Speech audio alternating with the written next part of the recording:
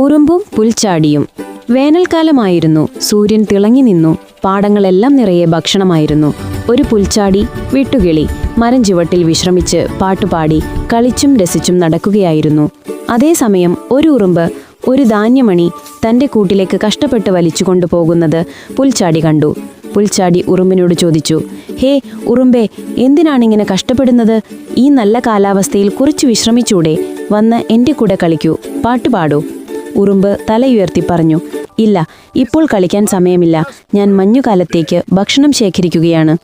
നീയും ഇപ്പോൾ തന്നെ ഭക്ഷണം ശേഖരിക്കുന്നത് നന്നായിരിക്കും. അല്ലെങ്കിൽ മഞ്ഞുകാലത്ത് പട്ടിണി കിടക്കേണ്ടി വരും. പുൽച്ചാടി ചിരിച്ചു തള്ളി. മഞ്ഞുകാലത്തെക്കുറിച്ച് എന്തിനു വിഷമിക്കണം? ഇപ്പോൾ നമുക്കിഷ്ടം പോലെ ഭക്ഷണമുണ്ടല്ലോ. ഞാൻ എൻ്റെ പാട്ടും കളിയും തുടരുകയാണ്. ഉറുമ്പ് പുൽച്ചാടിയുടെ വാക്കുകൾ ചെവിക്കൊണ്ടില്ല. അത് തൻ്റെ പ്രയത്നം തുടർന്നു. വേനൽ മുഴുവനും വിശ്രമമില്ലാതെ ഭക്ഷണ സാധനങ്ങൾ ശേഖരിച്ച് കൂട്ടിൽ നിറച്ചു. പുൽച്ചാടിയാകട്ടെ വേനലും മഴക്കാലവും പാടിക്കളിച്ചു തീർത്തു.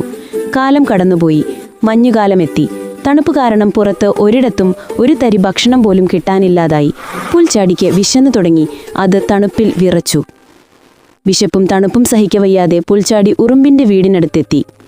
അകത്ത് ഉറുമ്പും അതിൻ്റെ കുടുംബവും സുരക്ഷിതരായി തങ്ങൾ ശേഖരിച്ച ഭക്ഷണം ആസ്വദിച്ചു കഴിക്കുന്നത് പുൽച്ചാടി കണ്ടു.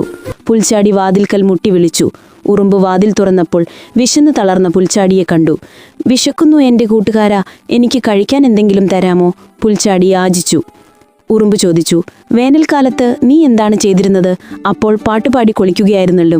ഇപ്പോൾ എന്തുകൊണ്ട് പാടുന്നില്ല? പുൽച്ചാടി ലജ്ജയോടെ തലകുനിച്ചു. ഉറുമ്പ് പറഞ്ഞു, വേനലിൽ കഷ്ടപ്പെട്ടതിൻ്റെ ഫലമാണ് ഞങ്ങൾ ഇപ്പോൾ അനുഭവിക്കുന്നത്. എന്നാൽ നീ അന്ന് കളിച്ച് സമയം കളഞ്ഞതിൻ്റെ ഫലമാണ് ഇന്ന് അനുഭവിക്കുന്നത്. എങ്കിലും ദയ തോന്നിയ ഉറുമ്പ് പുൽച്ചാടിക്ക് കുറച്ച് ഭക്ഷണം നൽകി. അന്ന് ആ പുൽച്ചാടി ഒരു വലിയ പാഠം പഠിച്ചു.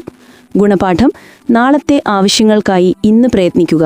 ഭാവിയിലേക്കുള്ള കരുതൽ പ്രധാനമാണ്.